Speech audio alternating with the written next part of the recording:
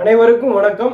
எடப்பாடி பழனிசாமிக்கும் செங்கோட்டையனுக்குமான ஒரு சண்டை ஈரோடு மாவட்டத்தில் மிகப்பெரிய பரபரப்பை ஏற்படுத்தியிருக்கு. அதிமுக வட்டாரத்தில் செங்கோட்டையன் பிஜேபியில் போய் இணைய போறாரு. இதை பற்றி தான் நம்ம பேச போகிறோம். நடந்து முடிந்த பாராளுமன்ற தேர்தலில் எடப்பாடி பழனிசாமி என்ன பண்ணாரு? தேர்தல் வேட்பாளர்களை அறிவிக்கிறதுக்கு முன்னாடி ஒரு ஆலோசனை கூட்டம், பின்னாடி ஒரு ஆலோசனை கூட்டம், நடுவில் ஒரு ஆலோசனை கூட்டம். இந்த ஆலோசனை கூட்டம்லாம் எதுக்கு போறாரு அப்படின்னா, நானும் ரவுடி தாயா அப்படின்னு சொல்லிட்டு வடிவே சொல்லிட்டு போவார்ல, அந்த மாதிரி கதை தான். நானும் பொதுச் செயலாளர் தான், நானும் ஆலோசனை கூட்டம்லாம் போடுவேன் அப்படின்னு சொல்லி தன்னை ஒரு பொதுச் செயலாளர் நிலைநிறுத்தி காட்டிக்கிறதுக்காக இந்த ஆலோசனை கூட்டம்லாம் போட்டிருக்காரு. ஆனால் இந்த ஆலோசனை கூட்டம்லாம் அங்கே இருக்கிற மாவட்ட செயலாளர்களுக்கு விருப்பப்படி நடந்ததா அப்படிங்கிறது கிடையவே கிடையாது. அப்படிங்கிறது மட்டும் இன்னைக்கு செங்கோட்டையனுக்கும் எடப்பாடி பழனிசாமிக்குமான இந்த மோதல் தான் வெளிப்படுத்துது. திருப்பூர் எம்பி தொகுதியில் ஈரோடு மாவட்டத்தில் இருக்கிற பெருந்துறையும் உள்ளடக்கி வருது. செங்கோட்டையன் என்ன நினைச்சுக்காரு அப்படின்னா, பெருந்துறை ஈரோடு மாவட்டத்தில் வருது, அதனால எடப்பாடி பழனிசாமி நம்மளை கூப்பிட்டு ஒரு ஆலோசனை நடத்துவார் அப்படின்னு சொல்லி எதிர்பார்த்திருக்காரு. அந்த ஆலோசனை கூட்டம் இவர் எதிர்பார்த்த மாதிரி நடக்கவே கிடையாதாம்மா. செங்கோட்டையனை கூப்பிடவே கிடையாது. பழனிசாமி அதிகார துஷ்பிரயோகமும் தான் தோன்றித்தனமாகவும் வேட்பாளரை அறிவிச்சிட்டார். அந்த வேட்பாளர் யாரு அப்படின்னா, எடப்பாடி பழனிசாமிக்கு நெருங்கிய உறவினர், டாஸ்மாக் கடையில் வேலை பார்த்தவர். இதுவும் செங்கோட்டையனுக்கு மிகப்பெரிய அதிருப்தியை ஏற்படுத்தியிருக்கு. வேட்பாளர் தேர்வு செய்யும் போது நம்மள்ட்ட ஆலோசனை நடத்தலை, வேட்பாளர் அறிவிக்கும் போது ஆலோசனை நடத்தலையே அப்படின்னு சொல்லிட்டு மிகப்பெரிய கடுப்பில் இருந்திருக்காரு செங்கோட்டையன். இப்படி மக்களவை தொகுதியில் வேட்பாளர் அறிவிக்கிற அதே நேரத்தில் செங்கோட்டையன் என்ன பண்ணிட்டாரு? அவர் கோயம்புத்தூரில் தனியார் மருத்துவமனையில் சேர்ந்துட்டார். ஏன்னா நாளைக்கு யாரும் கேட்டக்கூடாதுல, ஏன் ஆலோசனை கூட்டத்துக்கு போகல அப்படின்னு சொல்லி யாரும் கேட்டக்கூடாதுல, அதுக்காகவே ஹாஸ்பிட்டலில் படுத்துக்கிட்டார். முன்னாள் அமைச்சர்கள் எல்லாரும் போய் அவர்கிட்ட சமரசம் பேசி, அண்ணே இப்படிலாம் போயிடாதீங்கண்ணே, கட்சி நம்ம கட்சினே, எடப்பாடி பழனிசாமி நம்ம அப்புறம் பார்த்துக்கலாம், நாம ஒற்றுமையாக பாராளுமன்ற தேர்தலை சந்தித்து வெற்றி அடையணும் அப்படிலாம் சொல்லி அவரை செங்கோட்டையனை பிரைன்வைஸ் பண்ணி அப்படி உள்ள அழைச்சிட்டு வந்திருக்காங்க. அந்தியூர், பவானிசாகர், கோபிச்செட்டிப்பாளையம் இந்த 3 தொகுதிகளுக்குமே செங்கோட்டையன் மாவட்ட செயலராக இருக்காரு. பவானி பெருந்துறைக்கு எடப்பாடி பழனிசாமி உறவினராக இருக்கக்கூடிய கருப்பணன் மாவட்ட செயலராக இருக்கார். திருப்பூர் மக்களவை தேதிக்கு வேட்பாளராக அறிவித்த உடனே அந்த வேட்பாளர்களுக்கு எந்த விதமான சப்போர்ட்டுமே பண்ண கிடையாது.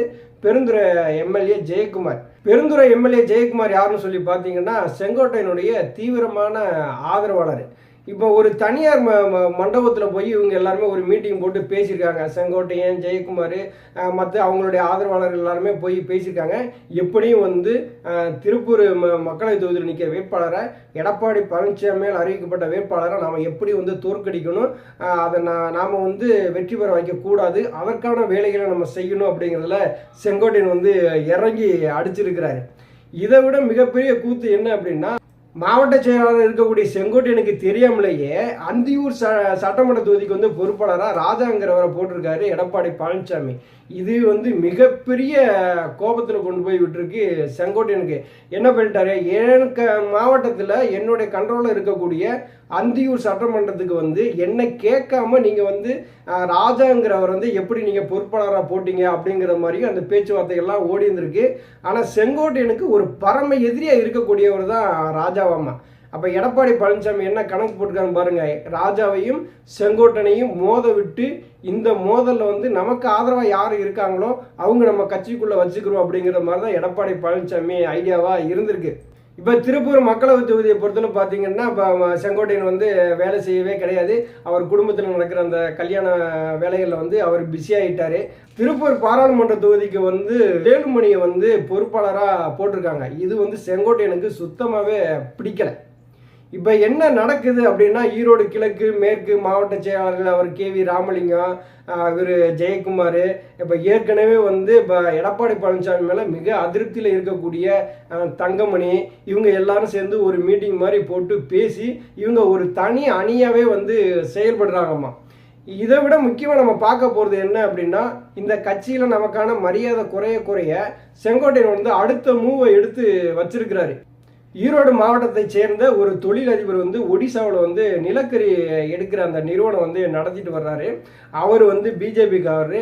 அவர் மூலியமா பிஜேபியில் இணைவது குறித்து ஒரு ஆலோசனையெல்லாம் நடத்திட்டு வராங்க. தமிழ்நாட்டில் நம்ம பிஜேபியோட இணைந்தோம்னா எந்த மாதிரியான பொறுப்புகள் நம்ம கொடுப்பாங்க, எந்த மாதிரியாக நம்மளை வழிநடத்துவாங்க அப்படிங்கிறதுல அவங்க வந்து பேச்சுவார்த்தை ஓடிக்கிட்டு இருக்கு.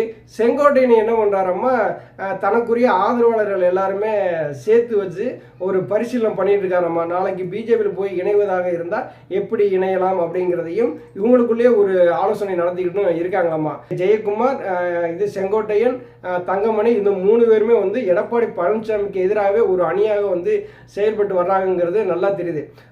எம்ஜிஆர் காலத்திலும் சரி, அம்மா காலத்திலும் சரி, எல்லா கட்சியோடு இணைந்து பணியாற்றுறவங்க இந்த மாதிரியான ஒரு முடிவுகளை இவங்களே எடுக்கிறாங்க அப்படின்னா இதற்கு வந்து தலைமை சரியில்லை அப்படிங்கிறத நாம் வந்து ஆணித்தரமாக சொல்லியே ஆக வேண்டும். எடப்பாடி பழனிசாமியுடைய அணுகுமுறை வந்து இங்கே இருக்கிற நிர்வாகிகளுக்கு வந்து பிடிக்கலைங்கிறது மட்டும் இது மூலம் நல்லா தெரிகிறது. நன்றி, வணக்கம்.